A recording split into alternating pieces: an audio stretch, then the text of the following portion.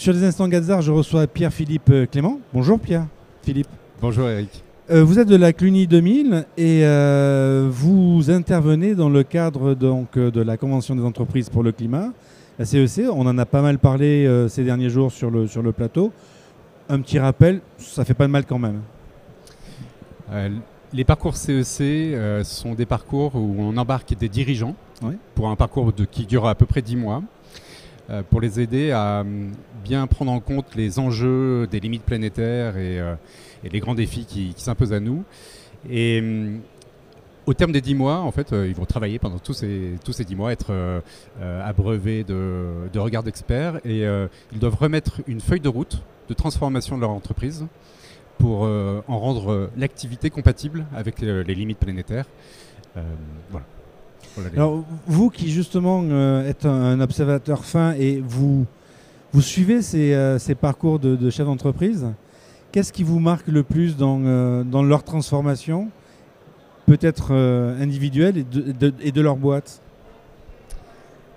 Alors, un parcours CEC, c'est un parcours qui s'adresse d'abord à la tête, au mental. On s'appuie sur les faits scientifiques, le constat de ce qu'on peut faire aujourd'hui de la situation et les projections qu'on peut en faire, mais aussi au cœur et aux tripes. Ça, c'est un élément qui est important et qui est vraiment constituant du sursaut qu'on peut observer chez les dirigeants, qui en général n'ont pas de soucis au niveau de leur tête. Ils ont un cerveau qui fonctionne très bien, très structuré, très cartésien. Et on leur propose un espace où ils peuvent aussi collectivement accueillir ce qui est en train de se jouer. Et nous pensons à la CEC, enfin ça fait partie des modèles transformationnels, que réinscrire l'activité de nos organisations dans les limites planétaires, ça passe aussi par se reconnecter au vivant, déjà à titre individuel, collectif et enfin organisationnel ou même sociétal. Voilà, donc ça fait partie de ce qu'on peut observer tout au long du parcours avec des dirigeants qui sont très touchés profondément par ce qu'ils vivent. Alors si on voit qu'il y a une montée en puissance justement de la réflexion, les toutes premières fois, on ne vous prend pas pour des allumés un peu? Alors, il y a une culture, on appelle ça une vibe CEC, effectivement, au démarrage, ça peut surprendre. Mais en fait, c'est très rapidement, on sent que le collectif est emmené dans cet esprit, cette énergie en fait, qui est partagée. Et non, on n'est pas pris pour des allumés.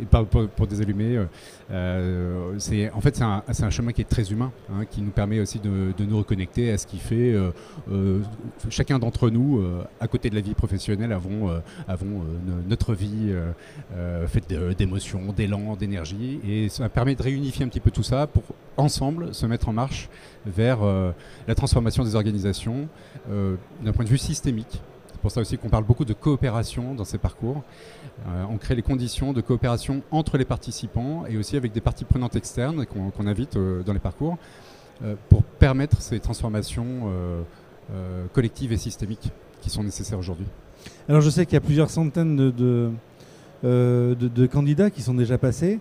Ça ne va pas être simple comme question, mais si vous deviez en retenir un ou deux, quel serait l'exemple qui vous a le plus frappé, le plus marqué? Alors il y en a plusieurs, des exemples. Les premiers qui me viennent à l'esprit sont des exemples qu'on a pu citer notamment dans ce parcours CEC Industrie dans lequel je m'investis.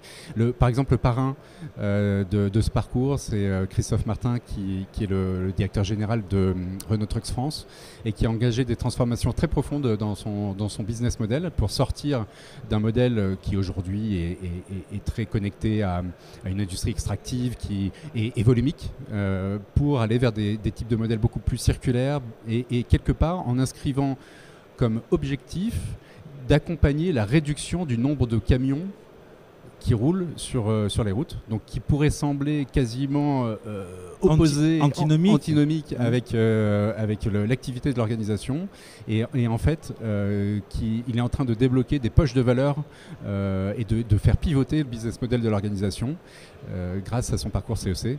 Et je trouve que c'est absolument remarquable, notamment pour une organisation industrielle avec ses enjeux qui aujourd'hui sont très liés au volumique. Pierre-Philippe, dernière question, cette fois-ci un petit peu plus personnelle. Vous êtes Gadzar, elle vous a apporté quoi cette formation ? Alors en premier lieu, c'est une formation exemplaire d'un point de vue technique. Aux arts et métiers, on apprend à transformer la matière, comment se comporte la matière, et la matière, ça ment pas. Donc on a des schémas de pensée, de réflexion, comment on fait pour industrialiser des processus. On a un deuxième volet dont on entend parler souvent, c'est le lien qui unit, donc plutôt d'un point de vue relationnel, et j'ai envie de parler là du cœur, qui unit les promotions entre elles et entre différentes générations. Et je crois que c'est une des clés aujourd'hui pour relever les défis qui sont face à nous. Et puis un dernier, c'est l'énergie, les tripes justement qu'un Gadzar peut mettre dans ses actions. En général, ce sont des profils qui sont très engagés.